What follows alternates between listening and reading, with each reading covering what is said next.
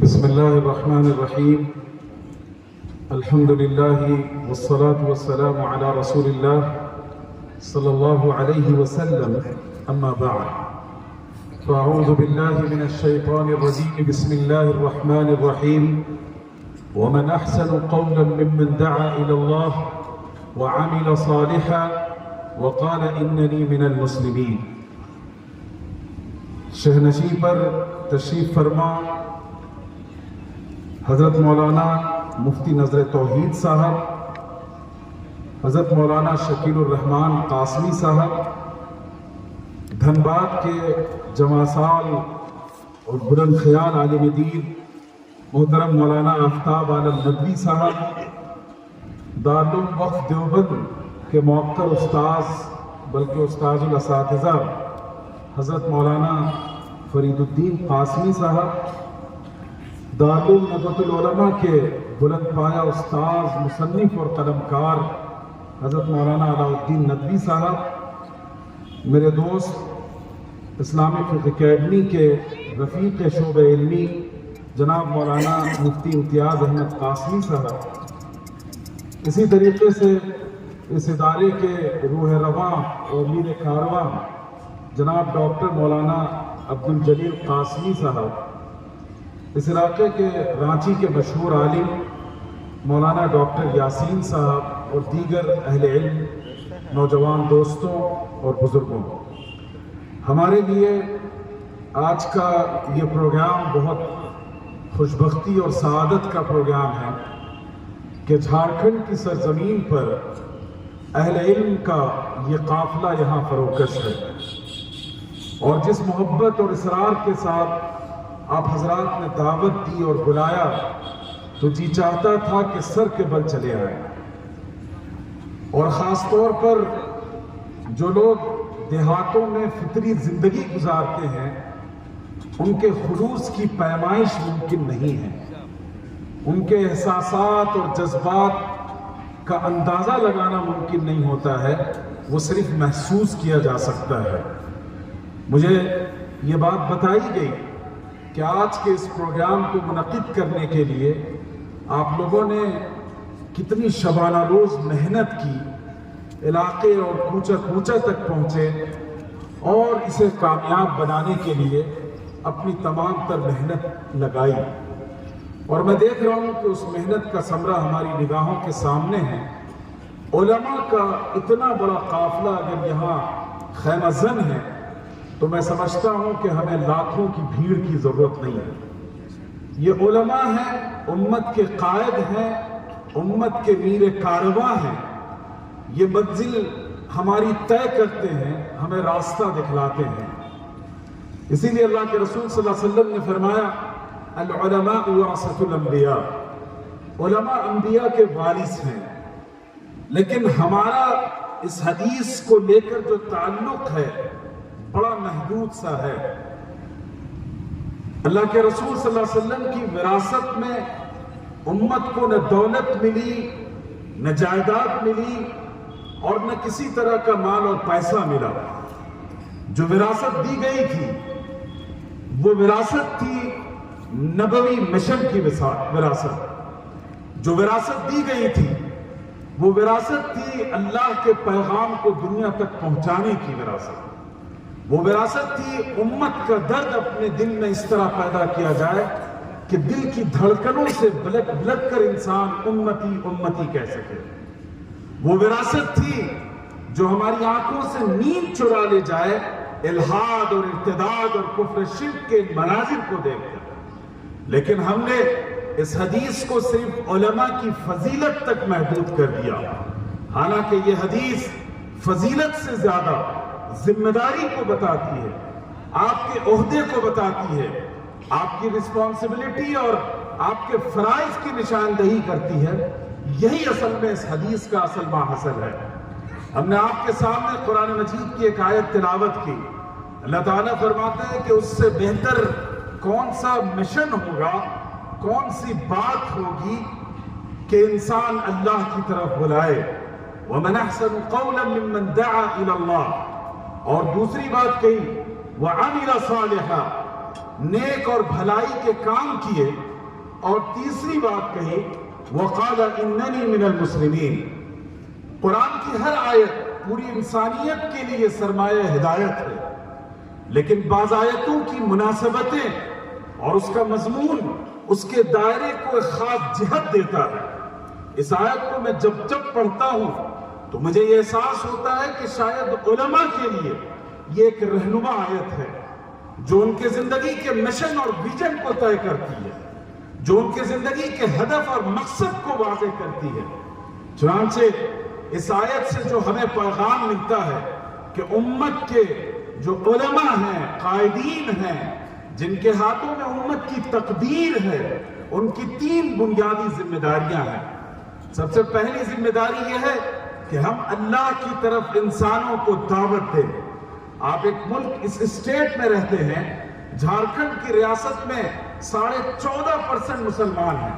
اور جو ہمارے عیسائی بھائی ہیں ان کا تناسب بہت کم ہے، 4% سے کچھ زیادہ ہے جو آن ریکارڈ ہے،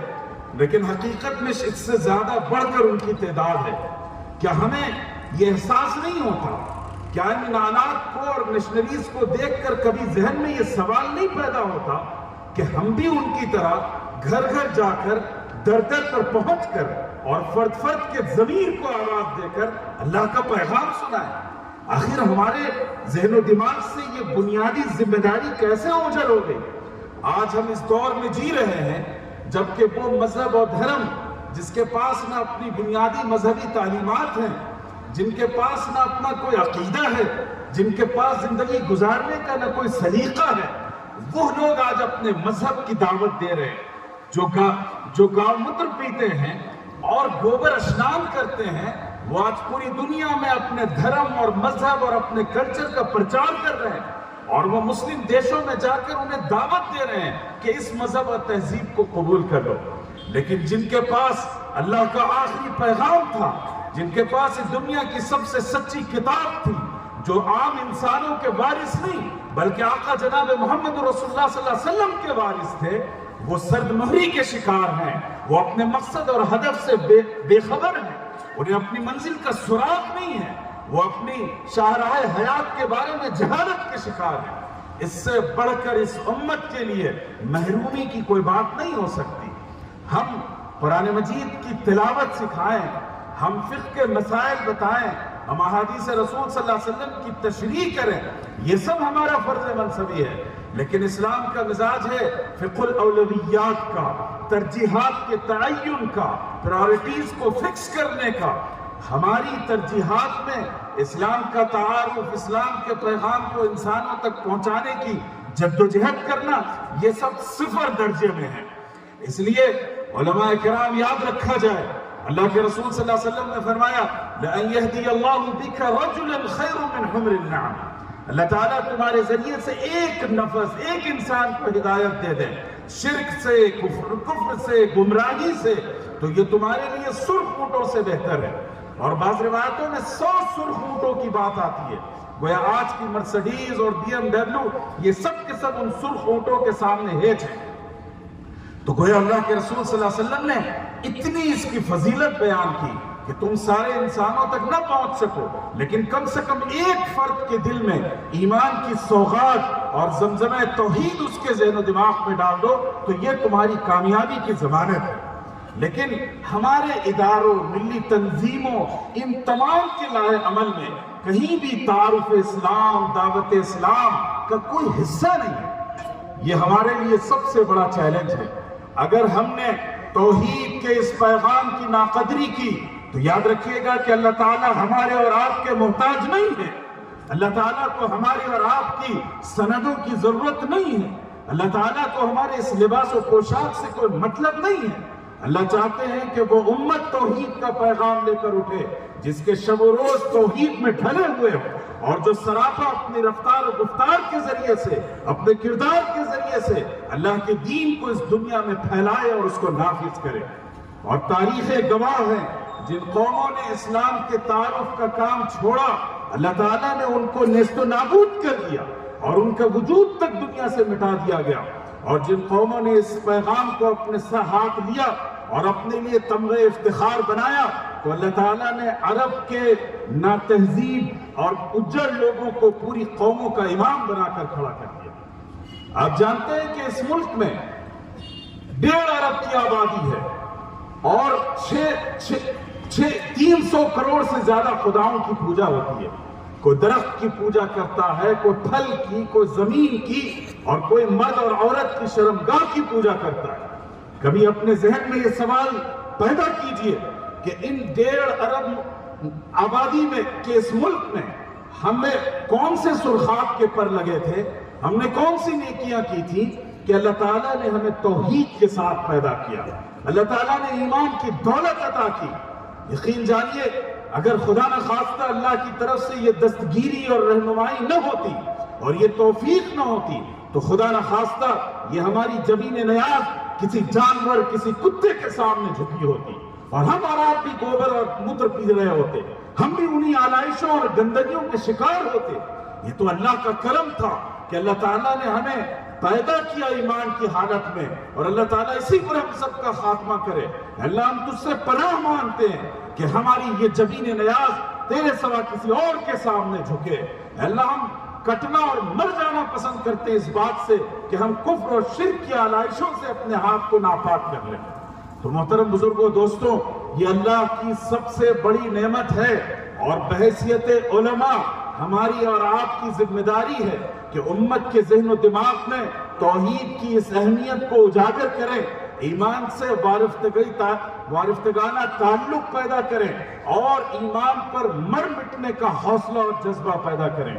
یہ باتیں میں آج کے حالات کو سامنے رکھ کر آپ کے سامنے پیش کر رہا ہوں، ایک ایسے وقت میں جب الحاد اور ارتداد کا طوفان ہے اور آپ کے گھروں پر دستک دے رہا ہے، آپ کی نسلوں کو اچک رہا ہے، آپ کے آنے والے بچوں کے ذہن و دماغ میں شکوک و شبہات کے کانٹے چبھائے جا رہے ہیں۔ صورتحال یہ ہے کہ پورا education system national education policy 2020 کے ذریعے سے شرک کی آلائشوں سے پراگندہ کر دیا گیا ہے۔ وہاں میرے اندازے کے مطابق اگر آپ کا بچہ آج اسکول میں جاتا ہے اور آج کا سلیبس پڑھتا ہے تو دن میں کم سے کم 5 مرتبہ وہ شرک کی گندگیوں کو اپناتا ہے، اس کے ذہن و دماغ میں شرک کو ڈالا جا رہا ہے۔ ایسے حالات میں اگر ہماری ترجیحات دعوت دین اور تعارف اسلام کی نہیں ہوگی تو یاد رکھیے کہ اللہ تعالیٰ کفران نعمت کرنے والوں سے اس کی نعمت چھین لیتے ہیں۔ اس دنیا میں جینا ہے تو 2 ہی آپشن ہیں، اس ملک میں رہنا ہے تو 2 ہی آپ کے پاس اختیار ہیں، یا تو آپ دائی بن جائیں، اور اگر دائی نہیں بنیں گے تو پھر آپ کو مدعو بننا پڑے گا اور تمام تر گمراہیوں کے اڈے پر آپ کو لقمہ تر کے طور پر لوگ کھائیں گے۔ اس لیے علماء سے اور خاص طور پر جھارکھنڈ کے ان علماء سے میں دستبستہ یہ گزارش کرتا ہوں کہ تمام تر دینی ادارے، ملی تنظیمیں وہ اپنی ترجیحات میں سر فہرست اسلام کے تعارف کو اور اسلامی اخلاقیات کو لوگوں تک پہنچانے کی کوشش کریں۔ ہمیں کوئی ضرورت نہیں ہے کسی کے سامنے جلسہ جلوس کرنے کی، ہم اگر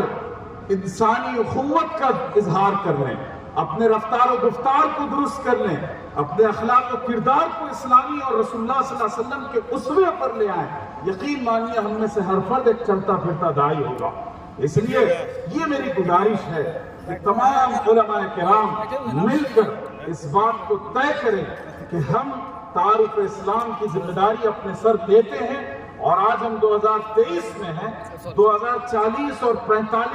33-35 ہونے تک 10 سال کے عرصے میں ہم اس کا پیغام گھر گھر پہنچائیں گے اور فرد فرد تک پہنچائیں گے۔ یہ ہماری سب سے اولین ذمہ داری ہے۔ اس کے بعد دوسری بات جو میں نے آپ کے سامنے کہی، قرآن مجید کی اس آیت کے حوالے سے اللہ فرماتے ہیں کہ وَمَنْ أَحْسَنُ قَوْلًا مِّمَّنْ دَعَا إِلَى اللَّهِ وَعَمِلَ صَالِحًا، اور بھلے اور نیک کام کیے۔ ہمارے پاس عمل صالح کا جو تصور ہے وہ بگڑ گیا ہے، لیکن جب آپ قرآن کی روشنی میں، پیغمبرانہ مشن کی روشنی میں، قصص الانبیاء کی روشنی میں عمل صالح کو سمجھنے کی کوشش کریں گے تو اس کا دائرہ بہت کشادہ اور وسیع ہے۔ اللہ کے رسول صلی اللہ علیہ وسلم نے فرمایا کہ اماطۃ الاذى عن الطریق، کہ راستے سے تکلیف دہ چیز کو ہٹا دینا یہ بھی ایمان کا حصہ ہے، یہ عمل صالح میں ہے۔ کسی یتیم کے سر پر ہاتھ رکھنا یہ عمل صالح ہے، کسی بیوہ کی عزت اور آبرو کی حفاظت کرنا اور اس کے نان شبینہ کا نظم کرنا یہ عمل صالح میں ہے۔ اور جانوروں کے ساتھ اگر ظلم ہو تو ان کو ان کا حق دلائیے۔ آپ جس ریاست میں ہیں یہ جنگلات کے لیے، درخت اور پودوں کے لیے مشہور ہے، یہاں اگر درختوں کو بیجا کاٹا جائے آپ اس کے خلاف ایک منظم تحریک چلائیے۔ اللہ کے رسول صلی اللہ علیہ وسلم نے شجرکاری کی ترغیب دی، آپ صلی اللہ علیہ وسلم نے جنگ کے حالات میں بھی درختوں کو آگ لگانے اور کاٹنے سے منع فرمایا ہے۔ اس لیے یہ ہماری ذمہ داری ہے کہ انوائرمنٹل ڈس آرڈر سے اپنے سماج کو بچائیں اور انوائرمنٹل سیفٹی، ماحولیات کے تحفظ کے لیے اپنا کردار ادا کریں، یہ بھی عمل صالح ہے۔ اسی طریقے سے مسلمانوں کے اندر سیاسی شعور بیدار کرنا یہ عمل صالح ہے۔ اسی طرح مسلمانوں میں دینی شعور پیدا کرنا یہ سب سے اعلیٰ ترین عمل صالح ہے۔ تو عمل صالح کے الگ الگ درجات ہیں، حالات اور تقاضوں کے مطابق ترجیحات بدلتی رہیں گی، لیکن یاد رکھیے گا کہ عمل صالح کا وہ دائرہ جو ہمیں سنت سے ملتا ہے اور قرآن مجید سے ملتا ہے ہم اسے نظر انداز نہ کریں، بلکہ مدارس اور دینی ادارے اس میدان میں اپنا قائدانہ کردار ادا کریں۔ عمل صالح کا ایک بہت اہم پرتو انسان کے اخلاق ہیں۔ میں آپ کے سامنے ہندوستان کے اس ماحول کے حوالے سے سیرت کا ایک اہم واقعہ ذکر کرنا چاہتا ہوں۔ آج آپ کو شکایت ہے کہ غیر مسلم بھائیوں میں نفرت پیدا ہو رہی ہے، عداوت کا جذبہ پیدا ہو رہا ہے، فرقہ پرستی پیدا ہو رہی ہے۔ یاد رکھیے کہ آپ کی ریاست بہت غنیمت ہے، آج بھی فرقہ پرستوں کو یہاں پنپنے کا موقع آپ کے آدی باسی بھائیوں نے موقع نہیں دیا۔ آپ نے انہیں شکر ادا کرنا چاہیے اور خود مسلمان اس فیلڈ میں اپنا کردار ادا کر رہے ہیں۔ دیکھیے اخلاق کی طاقت سے نفرت کے طوفان کا مقابلہ کیا جا سکتا ہے اور کتابیں لکھنے سے نفرت کا مقابلہ نہیں ہوگا۔ میں آپ کو مثال دیتا ہوں، اس وقت کو یاد کیجئے جب آقا علیہ السلام پر پہلی وحی آئی اور اس کے بعد رسول اللہ صلی اللہ علیہ وسلم اپنا جو گوشے عافیت تھا، یعنی حضرت خدیجہ رضی اللہ تعالی عنہ کا گھر، آپ صلی اللہ علیہ وسلم دوڑے ہوئے وہاں گئے۔ حضرت خدیجہ نے کیفیت دیکھی، انہیں حیرت ہوئی اور انہیں خطرہ محسوس ہوا کہ نہ جانے کیا حالات پیش آئے۔ رسول اللہ صلی اللہ علیہ وسلم نے تفصیلات بیان کی۔ اس کے بعد ام المومنین حضرت خدیجہ نے جو باتیں کہیں میں وہ آپ تک پہنچانا چاہتا ہوں۔ حضرت خدیجہ نے فرمایا کہ واللہ لا یخزیک اللہ ابدا، اے محمد صلی اللہ علیہ وسلم خدا کی قسم اللہ آپ کو ناکام نہیں ہونے دیں گے، اللہ آپ کو ضائع نہیں ہونے دیں گے۔ کیوں؟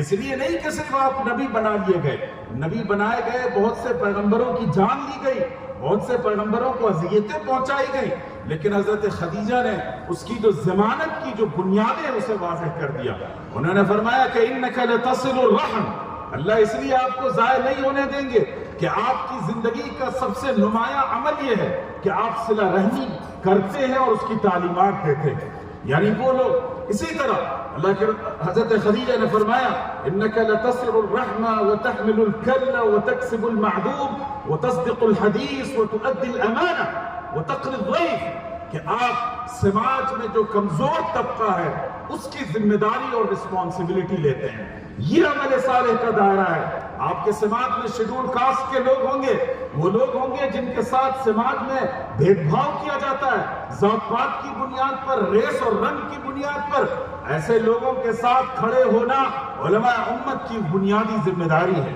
اس لیے کہ سماج میں اگر عدل و انصاف باقی نہیں رہے گا، ظلم ہوگا تو اللہ کی گرفت ہوگی اور اس گرفت میں ہم بھی برابر کے شریک ہوں گے۔ تو گویا اللہ کے رسول صلی اللہ علیہ وسلم مکہ کے سماج میں جو غلام تھے اور جو نوارد ہوتے تھے،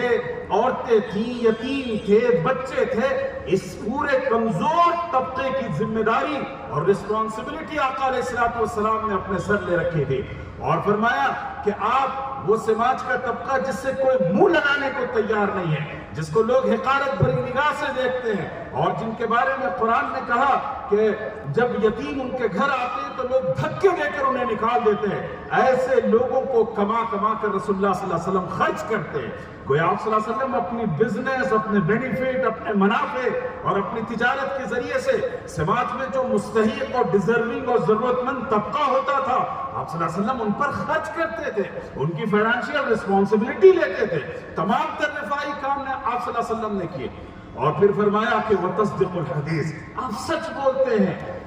گویا آپ کی گفتار میں، آپ کے رویے میں، آپ کے کردار میں کہیں جھوٹ کی آمیزش نہیں پائی گئی۔ آج معاملہ یہ ہے کہ لوگ بڑے بڑے دینی عہدوں اور منصب پر ہیں، بڑے بڑے اداروں کے ذمہ دار ہیں، دینی اور ملی قیادت اپنے سر رکھتے ہیں، لیکن جھوٹ کا بازار گرم کر رکھا ہے۔ لیکن رسول اللہ صلی اللہ علیہ وسلم کے بارے میں فرمائے کہ وہ تصدیق الحدیث، آپ صلی اللہ علیہ وسلم سچی باتیں کہتے ہیں۔ اور پھر اس کے بعد فرمایا کہ وہ تقریب ضیف، آپ صلی اللہ علیہ وسلم مہمانوں کی ضیافت کرتے ہیں، شہر میں آنے والے نوواردوں کو ٹھکانہ دیتے ہیں، ان کے نان و نفقہ اور کھانے پینے کا نظم کرتے ہیں۔ اور اسی کے ساتھ فرمایا کہ رسول اللہ صلی اللہ علیہ وسلم امانت میں خیانت نہیں کرتے بلکہ امانت کو ادا کرتے ہیں۔ تو یہ وہ گواہی تھی جو حضرت خدیجہ نے دی، اور سیرت کا مضمون جو اسلامی علوم کا اہم ترین مضمون ہے، میرا اپنا احساس یہ ہے کہ اس کی خشت اول اور اس کی بنیاد حضرت خدیجہ کی یہ الفاظ ہیں، اور حضور صلی اللہ علیہ وسلم کی پوری زندگی کی یہ تصویر ہے، اور اس سے جامع تصویر کشی کوئی نہیں کی جا سکتی۔ لیکن یہ جو ساری صفات بیان کی گئی کہ صلہ رحمی کرتے ہیں، کمزوروں اور پچھڑے ہوئے طبقات کے ساتھ کھڑے ہوتے ہیں، ضرورت مندوں پر خرچ کرتے ہیں، سچ بولتے ہیں، امانت ادا کرتے ہیں، مہمانوں کی ضیافت کرتے ہیں، میں علماء سے یہ سوال کرنا چاہوں گا کہ بتائیے کہ رسول اللہ صلی اللہ علیہ وسلم کے یہ تمام تر اخلاق کے مخاطب اور اس کے استفادہ کنندگان کون تھے؟ کیا وہ علماء تھے، اہل ایمان تھے، اہل اسلام اور کلمہ گو تھے؟ ہرگز نہیں۔ ابھی تو وہی نازل ہوئی تھی اور پہلا پیغام حضرت خدیجہ تک پہنچا، مکہ کی وادیوں میں ابھی کلمہ توحید کی گونج نہیں سنائی گئی تھی۔ گویا کہ رسول اللہ صلی اللہ علیہ وسلم کے ان تمام تر اخلاق کا جو مخاطب گروہ تھا، جو ٹارگٹ آڈینس تھی، وہ مکہ کے مشرک اور کافر تھے، مکہ کے ڈسبلیور تھے۔ تو گویا رسول اللہ صلی اللہ علیہ وسلم کے اخلاق و کردار کا یہ عالم کہ آپ کی تمام تر اخلاقی صفات سے سب سے زیادہ جس معاشرے نے فائدہ اٹھایا 40 سال کی عمر تک، وہ معاشرہ غیر مسلموں کا معاشرہ تھا۔ اب ہم اپنا احتساب کریں، اپنا جائزہ لیں کہ ہمارے اپنے غیر مسلم بھائیوں کے ساتھ کیسے رابطے ہیں، کیسے تعلقات ہیں، ہم ان کے ساتھ کیسے ٹریٹ کرتے ہیں۔ مجھے افسوس ہے کہ برادری واد کا تصور جو اصل میں اسلام میں تھا ہی نہیں سرے سے، جو جاہلیت کی علامت تھی، اس کو مسلمانوں نے اپنا تمغہ افتخار بنا رکھا ہے۔ اور ہمارے وہ جو ہندو بھائی ہیں جن کے پاس جاتی واد کا تصور ہے، ان کے ہاں الگ الگ انسانوں کی کیٹیگری بنا دی گئی ہے، اس تصور کو ہم نے اسلام میں جگہ دے دی۔ لیکن بزرگوں، اصل ذمہ داری یہ ہے کہ ہم سماج کے ہر طبقے کے ساتھ کھڑے ہوں، ان سب کے ساتھ ہم انسانی سلوک کریں۔ افسوس کی بات یہ ہے، نارتھ انڈیا میں جہاں شیڈول کاسٹ کے جو ہندو بھائی ہوتے ہیں، مسلمان بھی بسا اوقات ان کے ساتھ ناروا سلوک کرتے ہیں، برہمنی جیسا رویہ اختیار کرتے ہیں۔ یاد رکھیے گا کہ اسلام میں یہ ناجائز اور حرام ہے۔ آقا علیہ الصلوۃ والسلام نے حجۃ الوداع کے موقع پہ فرمایا تھا، یا ایھا الناس ان ربکم واحد و اباکم واحد، اے لوگوں کان کھول کر سن لو۔ علماء موجود ہیں، جب قرآن مجید الناس کہتا ہے، احادیث میں جب الناس کا لفظ آتا ہے، اس سے کلمہ گو مسلمان مراد نہیں ہوتے بلکہ انٹائر ہیومینٹی مراد ہوتی ہے، ہر انسان مراد ہوتا ہے۔ تو آپ صلی اللہ علیہ وسلم نے فرمایا کہ تمہارا خدا ایک ہے اور تمہارے باپ ایک ہیں، گویا تم ایک خاندان، ایک پریوار کے سدسیہ ہو، تمہارے درمیان بھید بھاؤ نہیں کیا جا سکتا۔ آپ جانتے ہیں کہ اوس و خزرج میں جنگیں تھیں اور صحابہ ایک جگہ جمع تھے، کسی بات پر اختلاف ہوا، ایک طرف اوس نے اپنا خاندانی نعرہ لگایا اور دوسری طرف خزرج نے اپنے خاندان کے لوگوں کو آواز دی۔ اللہ کے رسول صلی اللہ علیہ وسلم کو جب پتہ چلا تو آپ سخت ناراض ہوئے اور آپ نے فرمایا کہ یہ وہ جاہلیت ہے جسے ہم نے اپنے قدموں تلے دفن کر دیا ہے، اور آج لوگ اسے نکال کر اپنے سر کا تاج بنا رہے ہیں۔ اس لیے ہمیں اس جاہلیت سے نکلنا چاہیے اور رسول اللہ صلی اللہ علیہ وسلم کے اخلاق و کردار غیر مسلموں کے ساتھ ان کے برتاؤ کا ہمیں پورا خیال رکھنا چاہیے۔ مجھے بہت خوشی ہوئی یہ جان کر کہ پچھلے دنوں یہاں ایک فرقہ وارانہ فسادات کے لیے سازش کی گئی تھی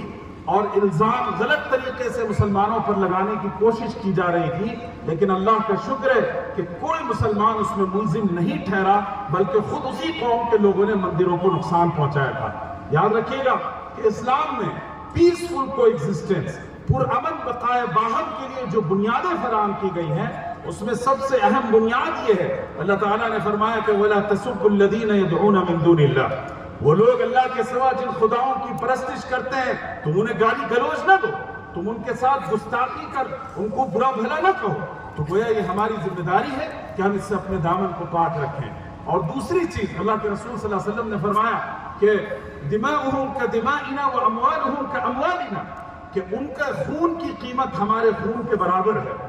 اور ان کے مال اور جائیداد کو وہی پروٹیکشن ملے گا جو ہمارے مال اور جائیداد کو ملتا ہے۔ اس لیے پرامن بقائے باہم اور عمل صالح کی یہ بنیاد ہے کہ ہم آپس میں اچھے اخلاق کے ساتھ پیش آئیں۔ اس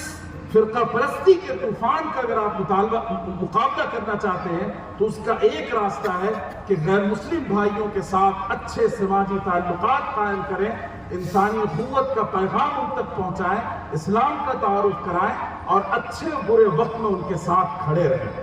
آخری بات ہے، اس پر میں اپنی بات ختم کروں گا۔ قرآن نے فرمایا کہ وَقَالَ إِنَّنِي مِنَ الْمُسْلِمِينَ، اور کہا کہ بے شک میں مسلمان ہی ہوں۔ جب میں طالب علم تھا، اس آیت کی تفسیر پڑھتا تھا تو میرے ذہن میں بار بار یہ سوال آیا کہ وہ شخص جو خود اسلام کی دعوت دیتا ہے، وَمَنْ أَحْسَنُ قَوْلًا مِّمَّنْ دَعَا إِلَى اللَّهِ وَعَمِلَ صَالِحًا، اسلام کی تمام نیکیوں کو عمل کرتا ہے، پھر اس کے بعد کیا یہ ضرورت باقی رہ جاتی ہے کہ وہ اپنی زبان سے کہے کہ اننی من المسلمین، کہ میں تو مسلمان ہی ہوں؟ سارا عمل، اس کا کردار، اس کا یقین، ایمان بتا رہا ہے کہ وہ مسلمان ہے، کیا اس کے باوجود اننی من المسلمین کہنے کی ضرورت ہے؟ لیکن یہ گتھی جب سلجھی جب ہم نے ہندوستان کے موجودہ حالات کو دیکھا۔ آج ہندوتوا تحریکوں کے ذریعے سے اسلام، اسلامی شریعت، آقا علیہ السلام کی سنت و سیرت اور قرآن کی تعلیمات کو لے کر اس طرح مذاق اڑایا جا رہا ہے، اس طرح اس کی حرزہ سرائی کی جا رہی ہے کہ آج کی نسلیں اپنے دین کو لے کر شک و شبہ کے شکار ہو جائیں، اور اس کے ساتھ ساتھ فخر کے بجائے وہ شرم و عار کے شکار ہو جائیں۔ اور میں دیکھ رہا ہوں کہ اصلی تعلیمی اداروں میں پڑھنے والے بچے اپنی آئیڈینٹی چھپاتے ہیں کہ میں مسلمان ہوں، انہیں لگتا ہے کہ میں مسلمان کہلاؤں گا تو فنڈامنٹلسٹ کہلایا جائے گا، میں مسلمان کہوں گا تو تعدد ازدواج پولیگیمی کی تہمت سے مجھے شرمسار کیا جائے گا، ٹرپل طلاق کی بات کر کے مجھے شرمسار کیا جائے گا۔ یاد رکھیے گا کہ آج وہ حالات پیدا ہو گئے ہیں کہ آپ کے بال بچوں کو اسلام کو لے کر اتنا شرمسار کیا جائے کہ وہ اپنی اسلامی آئیڈینٹی اور شناخت کو چھپانے لگے۔ ایسے وقت کے لیے یہ آیت نازل ہوئی ہے کہ ہم اپنے مسلمان لڑکے لڑکیوں کو دینی اتنا شعور دیں، ایسی پختگی دیں، ایمان و یقین کی ایسی طاقت و توانائی ان کے اندر پیدا کر دیں کہ وہ بھرے مجمع میں کہیں کہ اننی من المسلمین، میں گرو کے ساتھ کہتا ہوں، میں فخر کے ساتھ کہتا ہوں کہ میں صرف مسلمان ہوں اور کچھ نہیں۔ یہ ہمیں اپنے نسلوں میں پیدا کرنا پڑے گا، اور اگر احساس کمتری کی شکار یہ نسل اسی ڈگر پر قائم رہی تو یاد رکھیے گا کہ خدا نہ خواستہ بہت جب وہ ایمان کی دولت کو کھو بیٹھیں گے۔ تو فخر کے ساتھ کہنا کہ میں مسلمان ہوں، اور یہ جملہ حسر کا ہے، یہ کہنا کہ میں صرف مسلمان ہوں، میں دھرتی کی پوجا نہیں کر سکتا، میں سوریہ نمسکار نہیں کر سکتا، میں نیشنلزم کے نام پر کسی مورتی کی پوجا نہیں کروں گا، میں ایسے مشرکانہ ترانے نہیں پڑھ سکتا جو ہمارے ایمان اور عقیدے کے خلاف ہے، اس لیے کہ میری ایک ہی آئیڈینٹی اور شناخت ہے، اور وہ یہ ہے کہ اننی من المسلمین، میں صرف اور صرف مسلمان ہوں۔ صلی اللہ علیہ سیدنا محمد وبارک وسلم، الحمدللہ۔